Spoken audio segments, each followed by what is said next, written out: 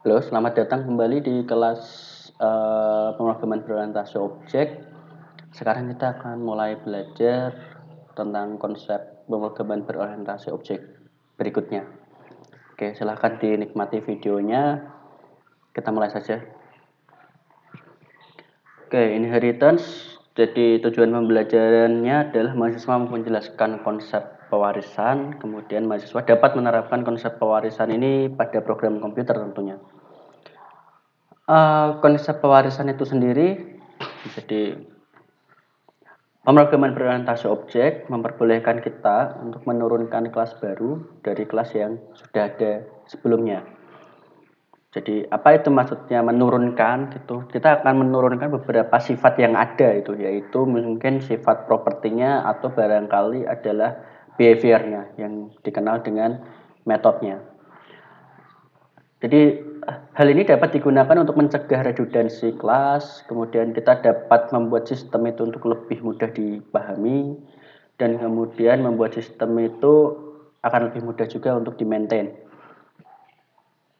Kita juga dapat memodelkan objek dengan tipe kelas yang sama. Jadi konsepnya adalah kita membuat kelas yang umum atau general itu menjadi kelas yang lebih spesifik atau lebih spesial. Nah, jadi sebelum kita masuk ke berikutnya, jadi konsep pewarisan itu sederhananya. Kalau seandainya ada suatu manusia, kemudian manusia itu tadi by default ya dia memiliki properti tangan, kaki, gitu, kepala, dan memiliki metode yang berkaitan dengan properti tersebut, misalnya membaca atau berlari seperti itu ya. Jadi ketika dia memiliki keturunan, hal yang sama pun akan diwariskan, seperti mempunyai dua tangan, dua kaki, kepala, kemudian juga by default dia memiliki metode berlari. Nah, cuman di sini barangkali nanti berlarinya itu berbeda antara si orang tua atau parentnya itu dengan anaknya. Isinya berbeda tetapi dia memiliki judul yang sama untuk metodenya. Nah, nanti akan kita pelajari lebih lanjut hal yang seperti itu. Oke, untuk yang lebih sederhananya, jadi kelas parent atau objek parent gitu, setelah kelas tadi di instance, itu kita menyebutnya sebagai superclass. Misalnya di sini saya punya kelas geometric object, lalu memiliki subclass 2 yaitu circle dan rectangle. Perhatikan baik-baik, ini adalah desain dari kelas diagramnya. Ini sebetulnya kalau di-expand, jadi geometric object di dalamnya itu ada properti dan metodenya. Kemudian untuk simbol inheritance, itu panahnya itu menuju ke parent atau ke superclass. Jangan sampai kebalik. Nah, seringnya mahasiswa itu panahnya kebalik ke bawah. Itu salah. Gitu. Jadi apa itu subclass? Subclass itu merupakan kelas keturunan dari superclass. Jadi apa saja yang bisa dilakukan? Nah, kita bisa melakukan menambah properti baru, kemudian menambah metode baru, kemudian kita juga bisa melakukan overriding method dari superclass. Nah, overriding method mungkin akan kita pelajari di pertemuan berikutnya. Sederhananya. Lalu bagaimana implementasi coding dari yang kelas diagram ini ya?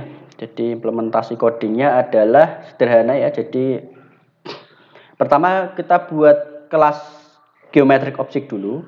Setelah kelas geometric object jadi, kemudian berikutnya adalah kita membuat subclassnya. Nah, membuat subclassnya dengan cara ya seperti biasa, public class circle, kemudian ditambah keyword. Sintaknya untuk inheritance itu adalah extends parentnya. Nah, parentnya atau superclassnya di sini adalah geometric object. Jadi jangan lupa keyword di bahasa pemrograman Java itu adalah extends untuk inheritance. Tetapi kalau di bahasa pemrograman yang lain seperti C++ atau C# itu mungkin menggunakan titik 2. Jadi bergantung pada aturan sintak dari bahasa pemrograman tersebut.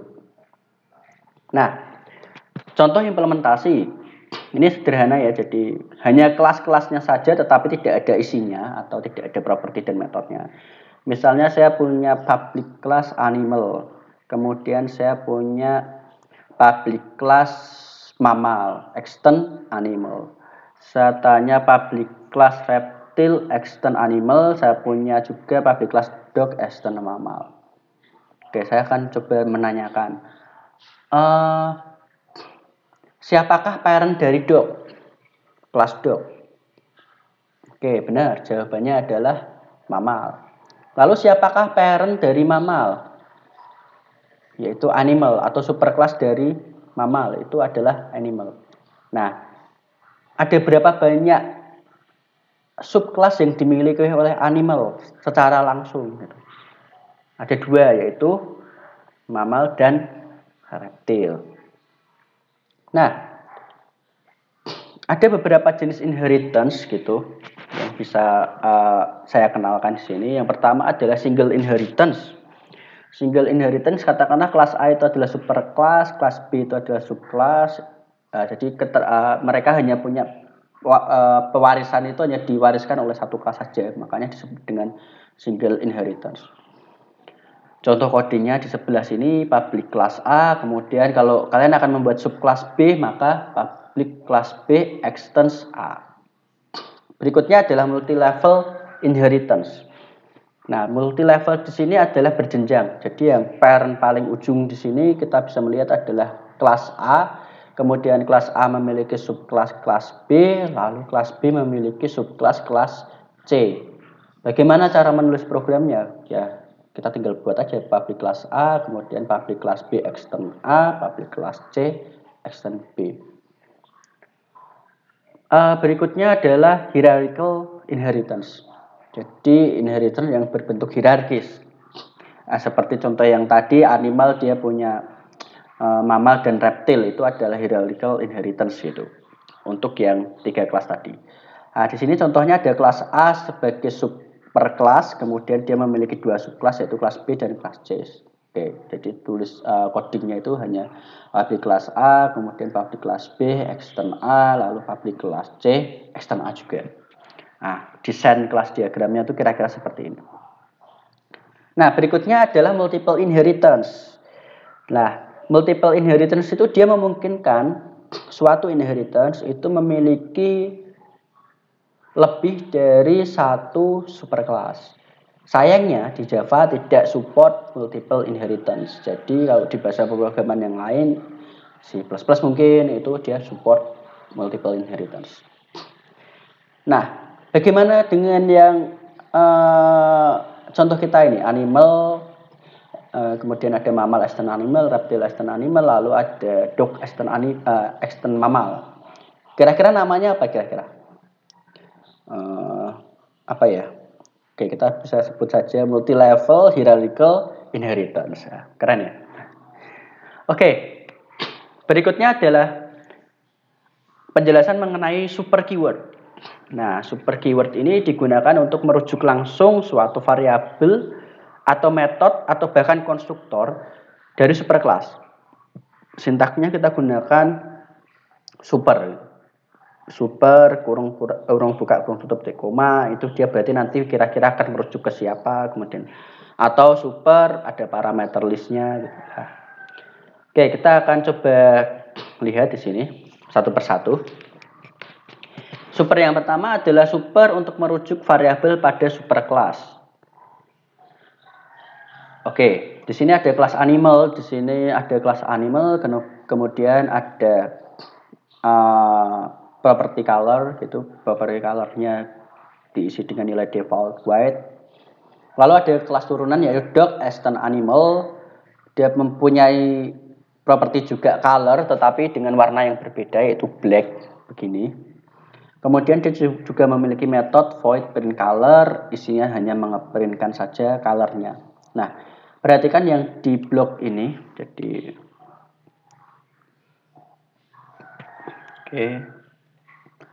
mungkin yang di maaf ya, yang di sini. Nah, di sini kalian melihat super ya, super color ini dia nanti ketika kalian memanggil print color, jadi ketika di tes super ini, kemudian public static void main, di dalamnya kita buat objek D itu merupakan objek dog ya. Lalu kita panggil print color, dia akan mengoutputkan 2 hal. Yang pertama adalah color yang kita panggil ini. Tentu saja ini akan mengoutputkan black.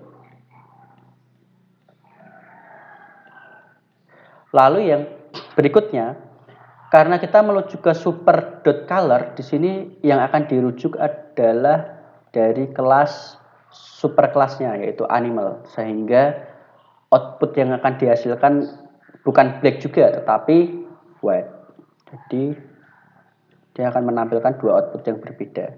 Yang satu adalah miliknya sendiri, ini.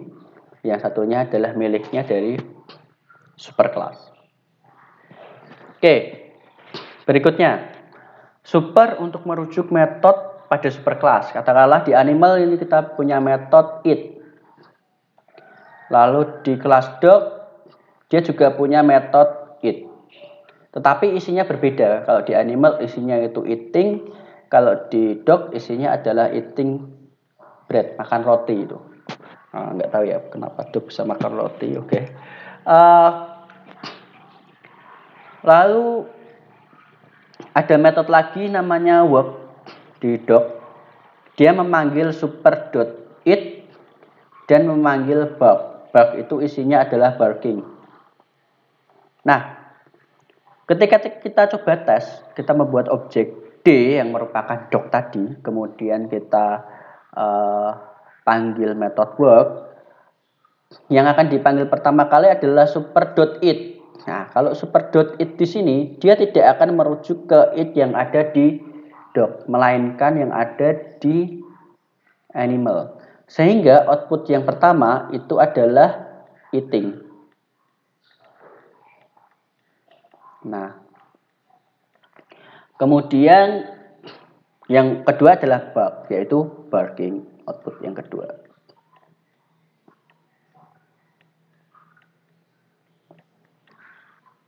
Perhatikan bahwa super di sini .it ada kurung buka kurung tutup yang menandakan bahwa dia itu akan merujuk ke metode dengan pengembalian void.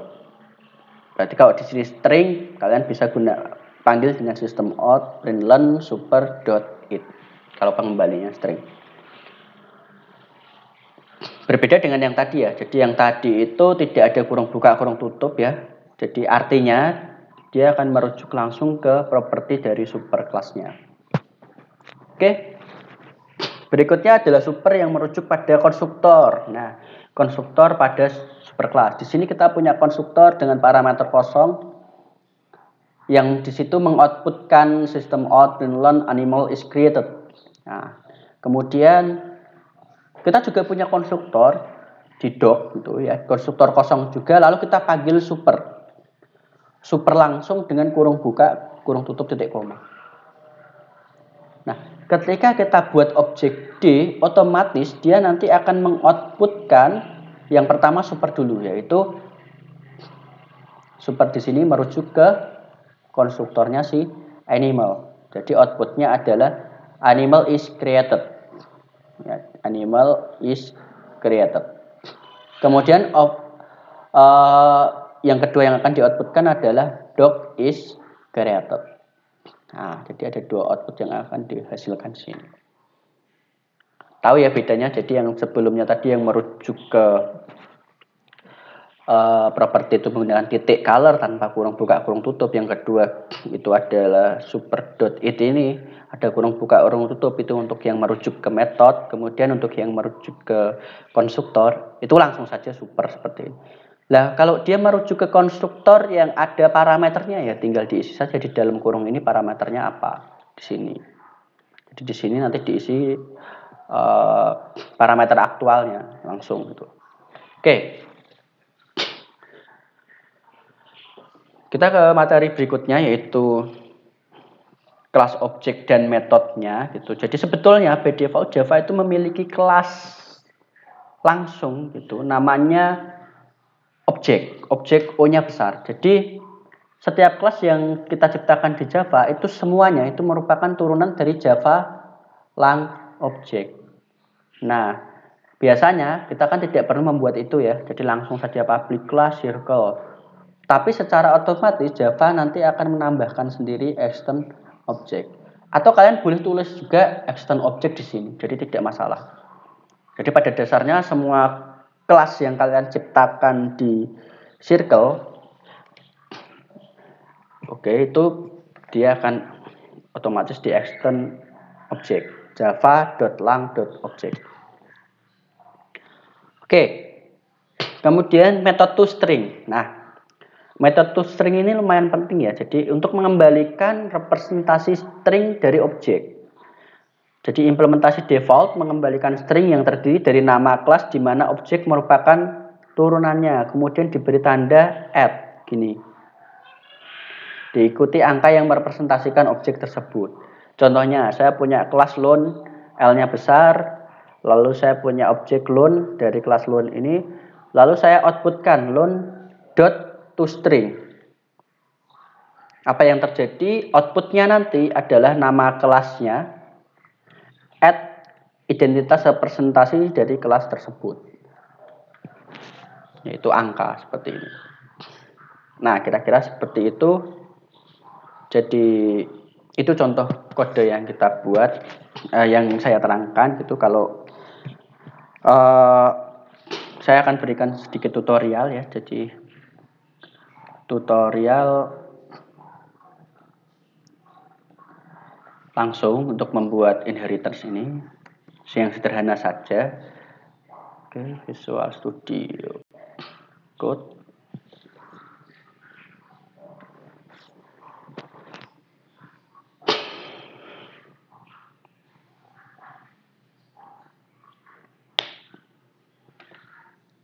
Oke, kita akan coba buat yang sederhana saja. Enaknya kelas apa ya? Saya buat public class motor itu misalnya. Motor ini yang akan saya gunakan sebagai super class. Nah, saya punya konstruktor kosong seperti ini. Ini saya kasih keterangan motor created ini. Lalu saya juga punya motor dengan jumlah mesin. Oke, sebelumnya saya buat properti dulu.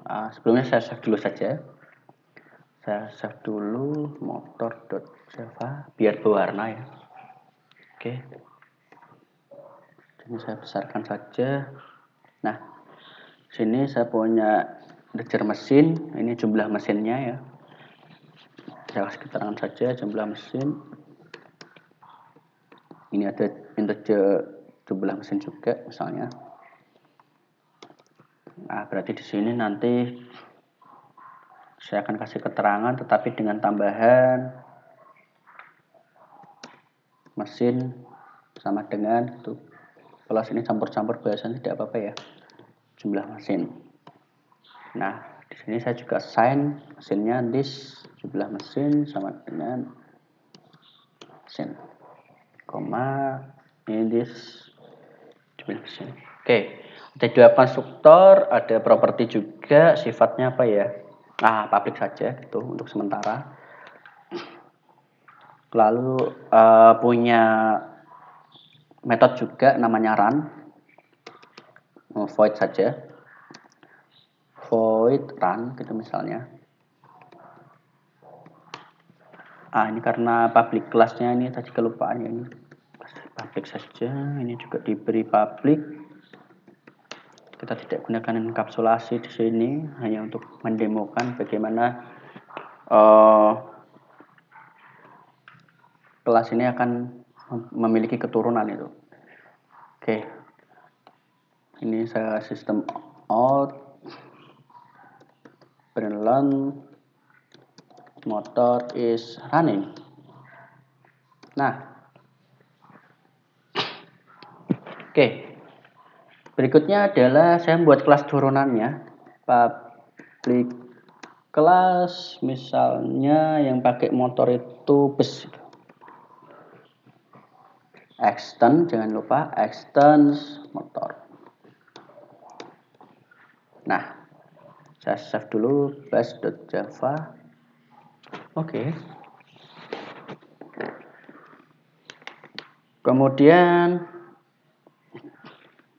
jadi dia punya run sendiri, public void run.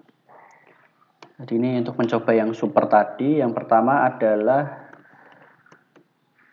dia kasih keterangan dulu, out println, kasih keterangan bus is running. Lalu saya ingin memanggil metode yang ada di super class gitu, super.run. Nah, nanti outputnya akan ada 2. Kita coba saja. Oke, ini yang sederhananya seperti ini. Nah, sekarang kita buat kelas tesnya. Tes.java. Oke, public class tes, lalu main public static void main string. Nah, kita coba buat objek motor itu, misalnya kita coba buat objek motor m itu sama dengan new motor ini. Lalu kita coba panggil motor m.run. Lalu ada motor ini motor pertama ya, motor pertama. Lalu ada motor kedua. Tapi dia sudah punya mesin ya, jadi katakanlah mesinnya adalah 2. Ini mungkin akan berbeda. Ini M2. Tidak perlu saya panggil run aja, hanya keterangannya saja. Lalu saya panggil bus, B sama dengan new bus. Nah, perhatikan, karena di motor itu tadi dia punya public integer jumlah mesin, apakah bisa bus ini menggunakan propertinya langsung gitu? Kita coba aja. System.out.println b. Tadi apa namanya? Jumlah mesin. Nah, seperti ini. Lalu B itu sendiri bagaimana kalau kita panggil run di sana? Nah, bisa atau tidak? Jadi B run yang di sini apakah dia akan mengoutputkan run yang ada di superclass atau ada 2, yang dari dia kemudian yang dari superclass. Karena di sini sudah ada keyword super.run. Oke. Saatnya kita compile. cmd.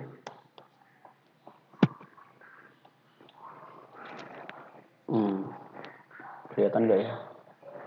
Bentar.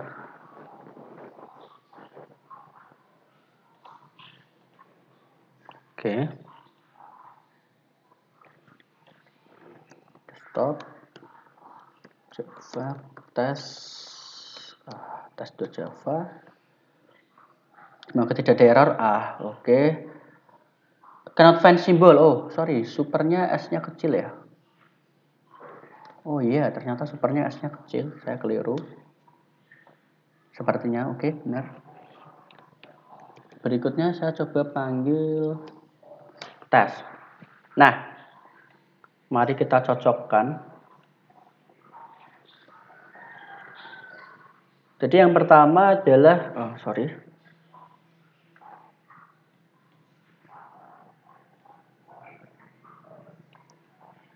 Jadi yang pertama adalah motor M1 new motor. Berarti dia akan memanggil konstruktor kosong dari si motor, yaitu motor is created. Betul? Kemudian saya panggil metode M1 run, dia akan mengoutputkan motor is running. Lalu saya buat objek lagi M2 dengan masukkan mesin ya, 2 di sini. Jadi keluar outputnya itu tidak hanya motor created, tetapi ada mesin sama dengan 2. Lalu bus, nah ketika saya buat bus tiba-tiba langsung muncul motor created gitu. Jadi karena kita tidak memberikan default untuk yang kosongan, kelas kosongan konstruktor kosongan si bus. Kosongan itu artinya tidak ada parameternya. Itu sehingga dia akan langsung merujuk ke sini, motor is created. Sehingga outputnya itu langsung motor created. Motor is created atau motor get. Oh, motor created. Kemudian ini jumlah mesinnya yaitu by default ya, karena kita panggil b jumlah mesin, kita tidak memberikan nilai apapun di sini jumlah mesinnya defaultnya berapa, maka dia akan secara otomatis diberikan nilai default 0 karena mengikuti tipe datanya juga yaitu integer. Nah, sehingga outputnya di sini adalah jumlah mesinnya 0. Tapi bisa dipanggil, berarti artinya dia akan merujuk atau mengambil sifat yang diwariskan, yaitu jumlah mesin ini, properti yang diwariskan. Lalu b.run, maka dia akan mengoutputkan dua ternyata, bus is running dan motor is running. Motor is running dari mana? Motor is running dari super.run. Nah, jadi itu saja. Jadi kalian bisa improvisasi sesuka hati kalian gitu.